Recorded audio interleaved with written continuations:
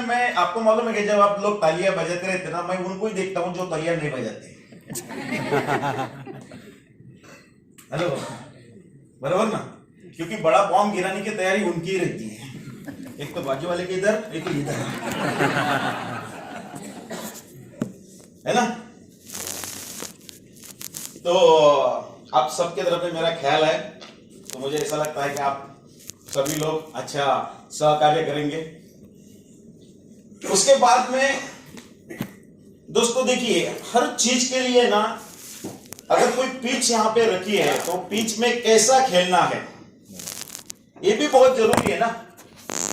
वो पिच में खेलना कैसा है, कहां पे बैट पकड़नी है, किस तरह से सिक्स मारना है, किस तरह से फोर मारना है, कहां पे प्लेट करनी है, ये सिखाने वाला कोई तो भी रहता है ना, कोच। क्या बोलते हैं उसको? कोच। तो हमारे एजुकेशन कोच, हमारे एजुकेशन गुरु मिस्टर सुनील सालवेकर सर को भी तहे दिल से सलाम करता हूं।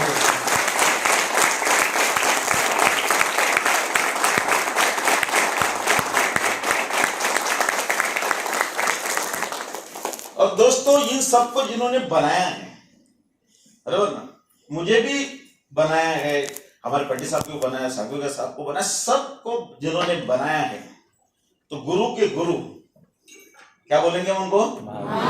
क्या बोलेंगे? क्या बोलेंगे? तो महागुरु को भी तहे दिल से सलाम करता हूं, सैल्यूट करता हूं और जबरदस्त तालियां चाहता हूं आपको।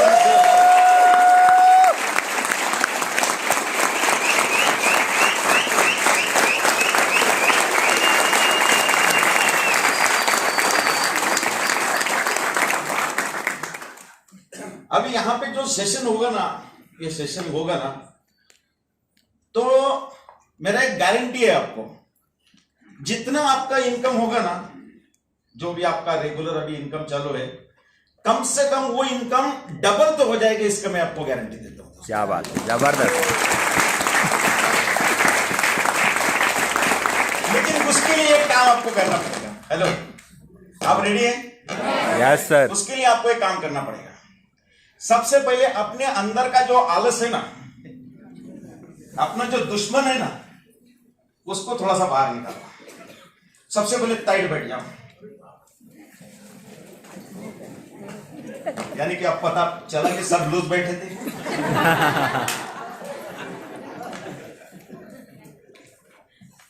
ये थोड़ा सा वो आलस को बाहर निकालना है। और दूसरी चीज देखिए, आपके अंदर में जितना एक्साइटमेंट होगा ना, उतना सक्सेस आपके पास में आएगा। यस। बात मानते कि नहीं मानते? यस। तो जब तक आपको एजुकेशन लेना है, आपको पैसे का एजुकेशन लेना है, और अगर आपको पैसे का एजुकेशन लेना है तो आपके अंदर में एक्साइटमेंट भी पैसे का ही चाहिए। ऐसे लूले पुले टूटे फूटे आदमी के पास में क्या बोलते हैं ना, जो बिल्कुल नजर से, दिल से, दिमाग से, जुबान से एकदम गया हुआ है, उसके पास लक्ष्मी नहीं जाती। Hello, yes. जाती है क्या? नहीं। लेकिन जो एक्साइटेड है, उसके पास में लक्ष्मी माता जाती है। तो आपको चाहिए कि नहीं चाहिए? चाहिए, बराबर ना? तो आपका एक्साइटमेंट है ना, वो दिखना चाहिए। चाहे आपको जो एक्टिविटीज करनी है, जिसको ताली बजाने आती है वो ताली बजाएगा, जिसको सीटी बजाने आती है वो सीटी बजाएगा, और जिसको चिल्लाना आता है वो चिल्लाएगा। लेकिन अपनी आंखों में भी वही चीज दिखनी चाहिए, अपनी बातों में भी वही चीज दिखनी चाहिए, और आपके तालियों में भी वही चीज आपको दोस्तों दिखनी चाहिए। तो मैं देखना चाहता हूं आप लोगों का एक्साइटमेंट कैसा।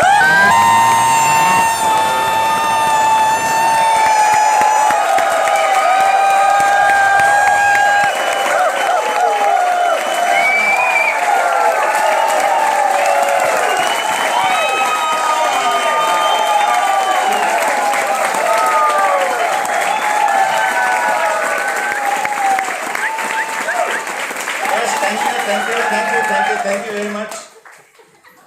क्या बात है, अब बाजू वाले को पता चला अपने बाजू में भी पागल बैठा है।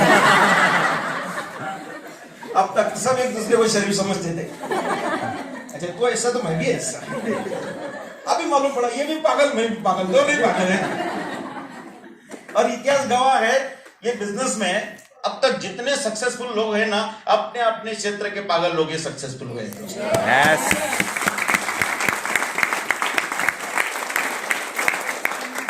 थोड़ा मैं मेरा स्टोरी बताना चाहूंगा। Hello, yes. तो कई सारे ऐसे लोग होंगे जिनको मेरा स्टोरी शायद मालूम नहीं है। अभी आप समझेंगे कि भाई सूट बूट पहन के आ गए, तो मैं भी आप ही की तरह एक जनरल इंसान हूं। सबसे पहले तो आप दिमाग से निकाल लो कि कोई लीडर आपके साथ में बात कर रहा है करके। ये बात याद रखो कि मैं आप में से एक आदमी हूं, आपके तरीके का आदमी हूं, जो आपके साथ में सिर्फ अपना एक्सपीरियंस शेयर करूंगा। हेलो, यस, बरोबर ना। यहां पे जो भी लिखा रहेगा ना, ये तो मैंने ऐसे ही लिखा है। ये जो भी लिखा रहेगा ना, ये तो सब लोग बोल रहे थे कि लिखो लिखो लिखो, तो मैंने लिख डाला उसमें, बरोबर ना। लेकिन जो भी है ना, मेरा एक्सपीरियंस आपको शेयर करूंगा, और वो एक्सपीरियंस हो सकता है आपके काम में आए और आपकी सक्सेस में, और आपको आगे लेके जाएगा। चलेगा? यस। हेलो, चलेगा? यस। हाँ, सबके सबको थोड़ा सा मुंह आपको हिलाना पड़ेगा। हाँ, तो दोस्तों, इस इंडस्ट्री में आने से पहले मैं एक टीचर था। क्या था?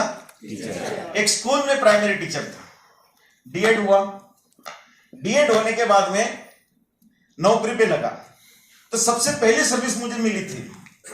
अच्छा, वो जो सर्विस मिली थी ना, वो भी मुझे कॉन्फिडेंस के लेवल पे मिली थी।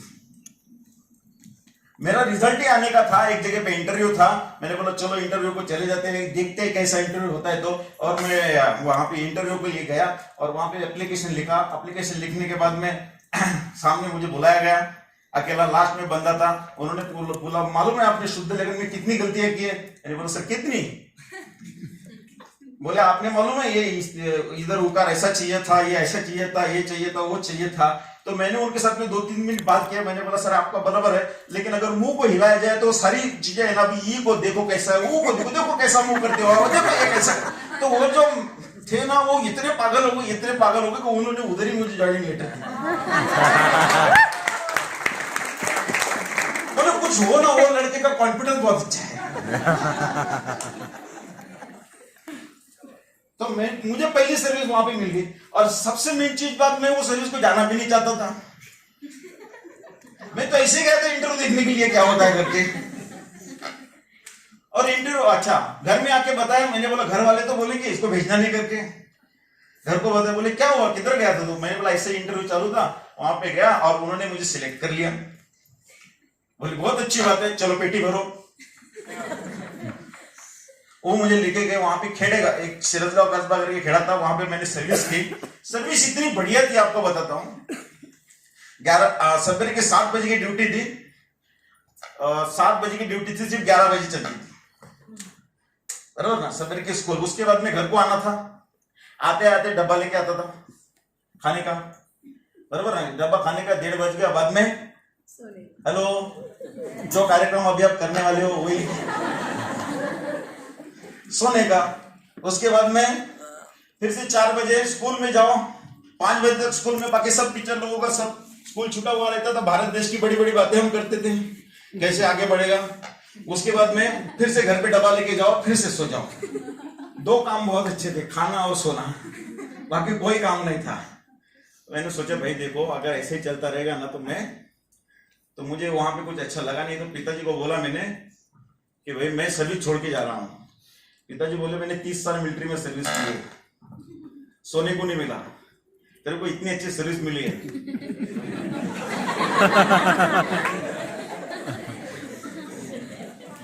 लेकिन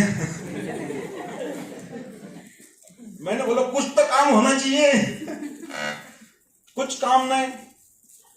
तो फिर मैंने क्या कर दिया, पिताजी बोले तू घर में आएगा ना, मैं बंदूक निकाल के रखता हूँ, तो आज आपसे। मेरे पिताजी भी बहुत भारी इंसान थे। तो फिर मैंने क्या कर दिया, वहां से सर्विस छोड़ के सीधा पुणे आ गया। और हमारे बड़े भाई साहब को नहीं बताया, हमारे पंडित साहब का तब Sai gas service and electricals था। तो वहां पे आने के बाद में सीधा दुकान में काम करने लगा। उनका दुकान काफी अच्छी तरह से आगे बढ़ाया। तब पिताजी को मालूम पड़ा यार ये तो ऐसे आ गया बिना बोले, स्कूल से लेटर आया कि आया नहीं, ये नहीं, इसको निकाला जाता है। तो निकाल दिया गया भाई से। उसके बाद में पिताजी ने बहुत बुलाया, नहीं गया। अगर लाइफ के आपको सच्चे बताता हूं, देखो पैसा कितना इंपॉर्टेंट है। बुलाया, नहीं गया। उसके बाद में माँ, मतलब पिताजी ने फोन किया कि माँ की तबीयत सीरियस है। अब आपको मालूम है, माँ की तबीयत सीरियस है बोले तो जाना ही पड़ता है, फिर तो कुछ भी हो जाए। वहां पे जैसे स्टैंड पे पहुंचा, ऐसा कान पकड़ा, बोले जाओ ये स्कूल है यहाँ पे इंटरव्यू देने का। आप देखिए सही में इतना गुस्सा आ गया था, इतना अच्छा धंधा चल रहा था अपना, और बीच में ये तो पिताजी ये कुछ बोल नहीं सकते। तो फिर अब तक जितने भी लोग गए होंगे ना इंटरव्यू में, सिलेक्ट होने के लिए जाते हैं, बराबर ना, कि मैं सिलेक्ट हो जाऊं, मैं सिलेक्ट हो जाऊं, मैं सिलेक्ट हो जाऊं, बराबर ना। मैं पहला ऐसा बंदा था जो दिमाग में रख के गया था कि मैं रिजेक्ट हो जाऊं, मैं रिजेक्ट हो जाऊं, मैं रिजेक्ट हो जाऊं, दिमाग में चल रहा था मुझे। मैं इंटरव्यू के लिए गया, सही में बोलता तो बहुत गुस्सा था, और मेरे बाजू में भी बहुत सारे होशियार, मेरे से भी होशियार लोग बैठे थे। तो इंटरव्यू के लिए मेरा नंबर आया, मैं गया, तो उन्होंने मुझे पहला सवाल पूछा, कुरुक्षेत्र कुटा है।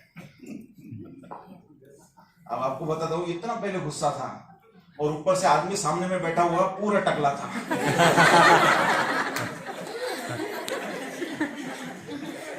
मैंने उसके टकले की तरफ देखा।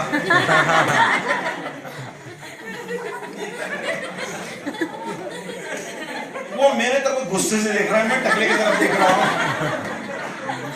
अरे कुरुक्षेत्र कुटा है।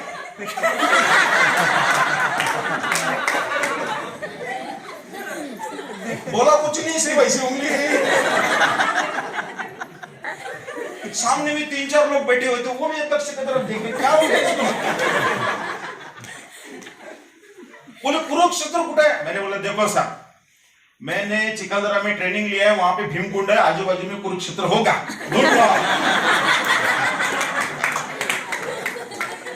कॉन्फिडेंस के साथ में बोल के वापस आ गया। मेरी शुरुआत से आदत है, जब भी मीटिंग में जाता हूं ना, एक डायलॉग बोल के निकलता हूं। वहां से आ गया, घर में गया और घर को पिताजी को बोला, बोले इंटरव्यू कैसा हुआ? मैंने बोला बहुत जबरदस्त। सवालों के जवाब कैसे दिए? मैंने बोला एकदम बेस्ट। तो मैंने बोला आपको फोन आएगा। सही में बताता हूं, फोन आया और मुझे गारंटी थी कि मैं रिजेक्ट हो गया।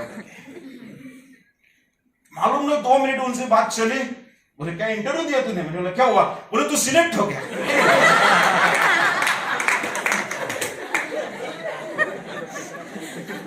अब मुझे ऐसा लगा अगर घर में एक 47 होती थी।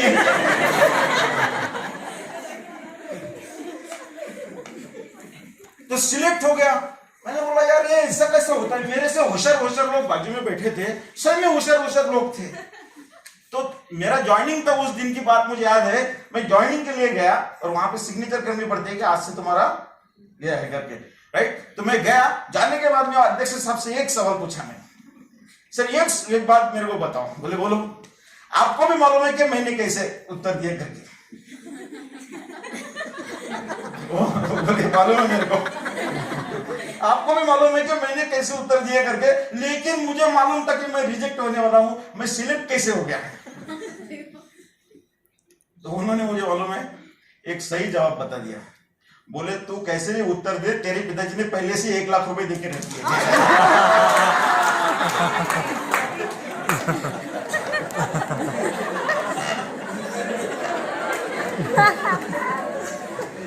हेलो, उस दिन एक बात समझ में आ गई।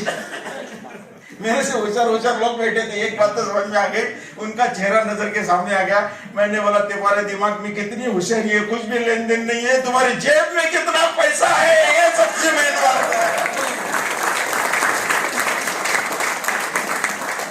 सही कि नहीं है?